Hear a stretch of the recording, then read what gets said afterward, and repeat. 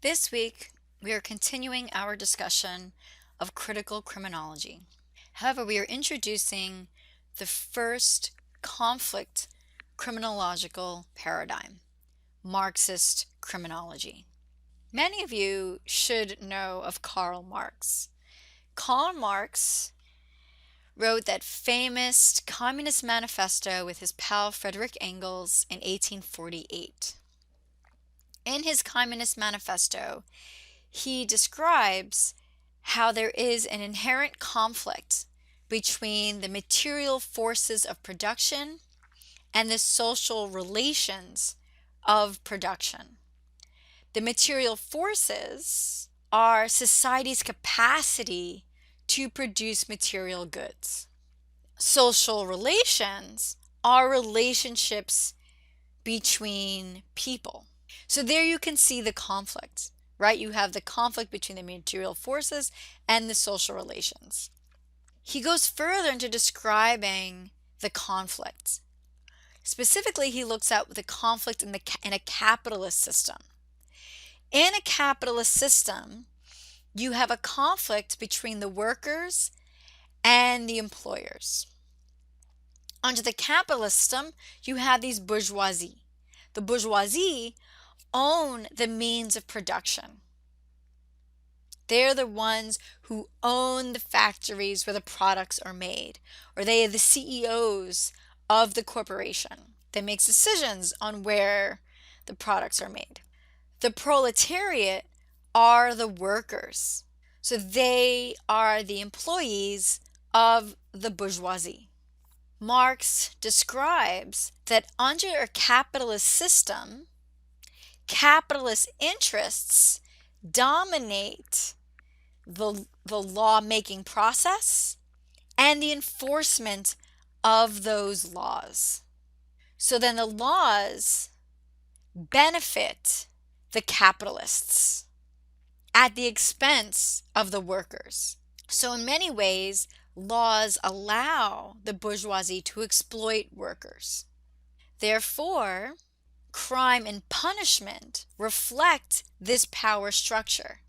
So those behaviors that are considered criminal and those behaviors that are punished are those that protect the capitalists and control the problem populations. Because under capitalism, the role of the state is to control those problem populations. The goal is to maintain the status quo, to not allow Marxist manifesto to occur, to not allow the proletariat, the individuals who aren't working, the lumpen proletariat, from rising up and fighting against the bourgeoisie to create communism. So the first theorist to relate Marxist theory to crime was Bonger, William Bonger. Now I know in the previous slide I discussed how crime and punishment reflect the power structure, and that was really written more by Engels than by Marx. And Marx never went into depth about the relationship between capitalism and crime. Bonger, however, does. He writes Criminality and Economic Conditions in 1916, and he describes how capitalism allows egoism to flourish, that capitalism causes ruthless competition in the pursuit of profits, which leads to the exploitation of the workers or even the non-workers, so those who are unemployed and those who are employed. He describes how the workers live in demoralizing conditions. And on page 297 in your text, he writes, "Deprived as he is of the means of production, the working man sells his labor only in order not to die of hunger." Unemployed live in these dehumanizing and demoralizing conditions. They have poor housing, low educational level, much more susceptible to illnesses, and so they rely on their jobs. to provide for their family. And the capitalist, he writes, takes advantage of this necessitous condition of the worker and exploits him. So they take advantage of those conditions. He then describes how under capitalism there is this spirit of domination.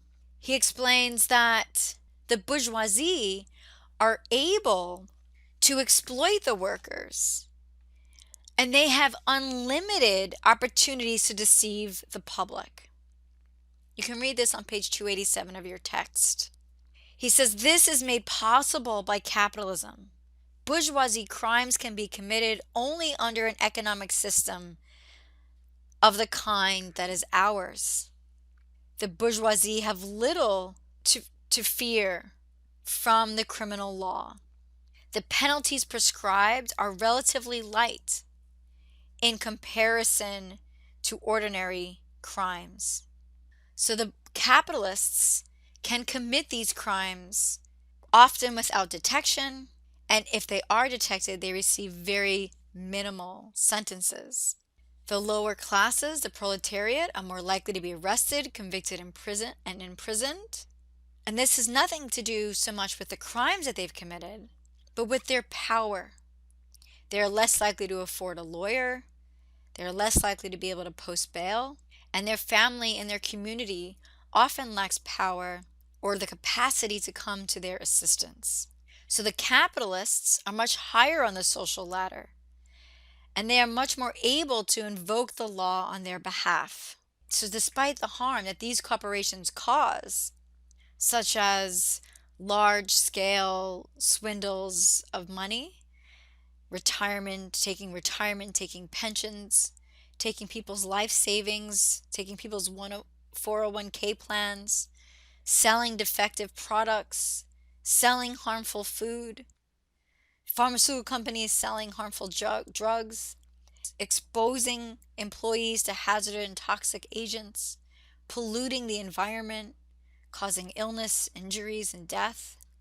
Despite all of that, the capitalist is able to hide behind the law and engage in those behaviors in pursuit of profit, because capitalism creates a fertile ground for crime. It is profit at the expense of others.